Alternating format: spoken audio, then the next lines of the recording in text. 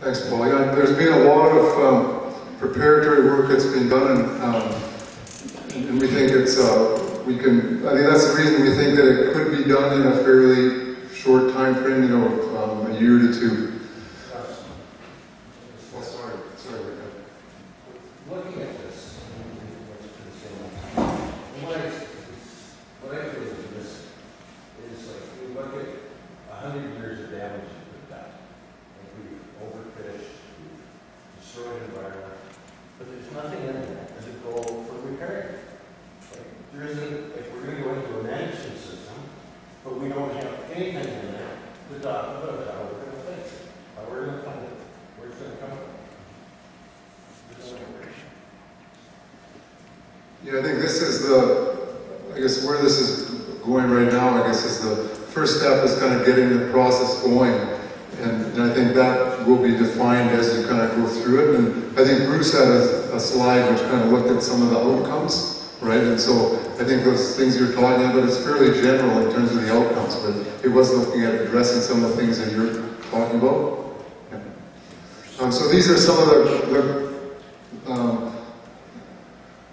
I'm getting into kind of a Skidegate advisory committee. So this is different than the PNCIMA advisory committee that Bruce was talking about. So these are some goals that that group could have. We had some input from some different community members in Port Clements a week or so ago, and we kind of put some of that together in terms of what that advisory committee might do and how it might work. And so we're bringing to this public meeting. So first thing is just using local knowledge to inform the development of a green use plan. I've mentioned the traditional knowledge work, and then so basically the other community members would bring that knowledge into the process. Also an opportunity to exchange kind of advice or perspectives, on key issues. And also kind of develop relationships, both between islanders as well as other stakeholders, as well as looking at new different ways of doing things. So we've been doing it one way for a certain length of time, and like Rick mentioned, some things haven't worked. Well, maybe it's time to look and see, whether there's some different ways we could be doing things. Russ, at that meeting, you're not finished with the advisory, and I'm just wondering if was there any discussion on how many members would make up that? I know there wasn't.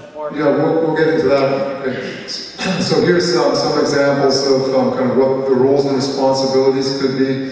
So basically that group is providing advice on the development of a plan for Skidegate. So basically establishing goals and objectives, identifying local issues and solutions. And these might be similar to what's happening in PNCIMA, but they might also be more local scale issues.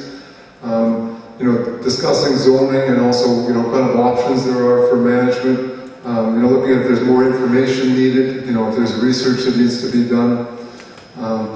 It's important that we see that this would link to PNCIMA scale planning. And then we also see that the Skidegate plan would need to be consistent or compatible with other local marine use planning processes. So here's kind of a potential composition. So I think we had said a small group definitely is better to kind of try to reach agreement or basically discuss issues. So 12 to 15 people is kind of what the size we think the group should be. Some of the interests that were identified in the meeting last week, commercial fishing, recreational fishing, highly traditional fishing, local government, the island's public, marine tourism, marine shipping and transportation, environmental conservation, shellfish aquaculture, elders, youth, and also the HIDA. And so we were looking at basically trying to cover those kinds of interests, in an advisory group. We're not looking at kind of having kind of sectors represented, but some people may have multiple interests and try to, and we would see, doing this in a way similar to other processes that have happened on the island, where there, people could be nominated or they could put their names forward, and then they'd be selected to participate in that committee. And we'd be looking at something, it would take a commitment, probably monthly meetings, you know, for a period of a year or 15 months or so.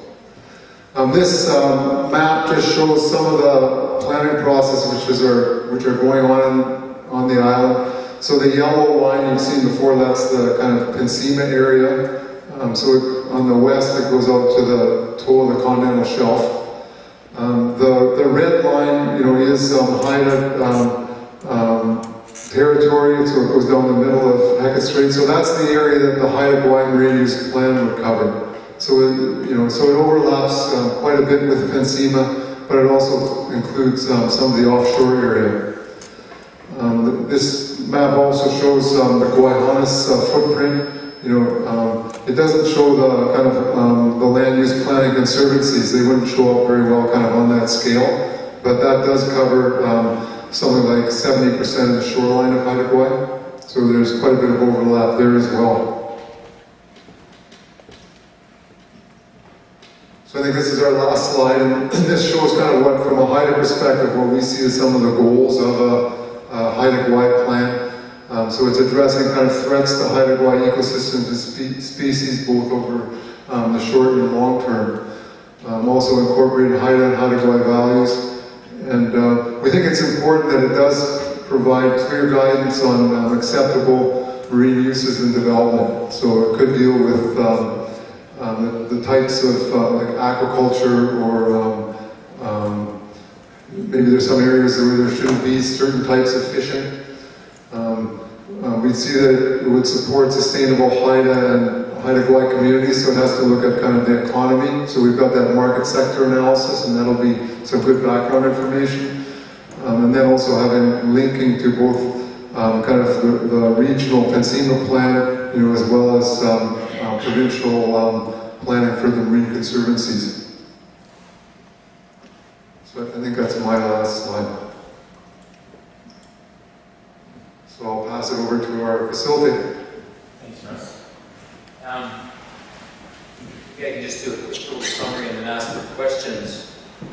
So what Russ has just described for you at the end of this presentation is the mechanism, or the committee that's going to be established here on Haida Gwaii to inform and advise on the development of the Haida Marine Use Plan.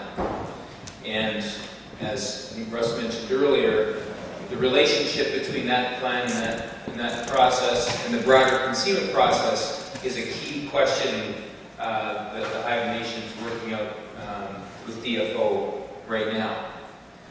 And what Neil is going to present to you is the options for participation in that broader PNCIMA process, and some of the questions that the planning office has for you is how they should implement those options. So for example, if they establish a working group, maybe they should establish a working group on rehabilitation, as this gentleman was talking about, or maybe it should be on finfish aquaculture, or perhaps not. So after we've had a few questions, Neil's going to present to you what those options are, and then we'd like to have a discussion with you about how you think they should be implemented, if some of them make sense, or maybe some of them don't make sense to you, then we'd like to hear about that. But perhaps I'll just throw it open for a couple of general questions from either of the two speakers. Go ahead. Go for it. Okay, is it Lindsay? Yeah, Russ, you just, when you were doing your presentation of the Haida Marine Use Plan, you mentioned, you know, some areas might be for marine protection, and you know, there's various levels of NPAs throughout the coast and over, you know, the whole spectrum. And I'm just wondering, has the Haida Marine Use Planning Group set or talked about any sort of percentage of traditional Haida territorial waters that fall within that jurisdiction that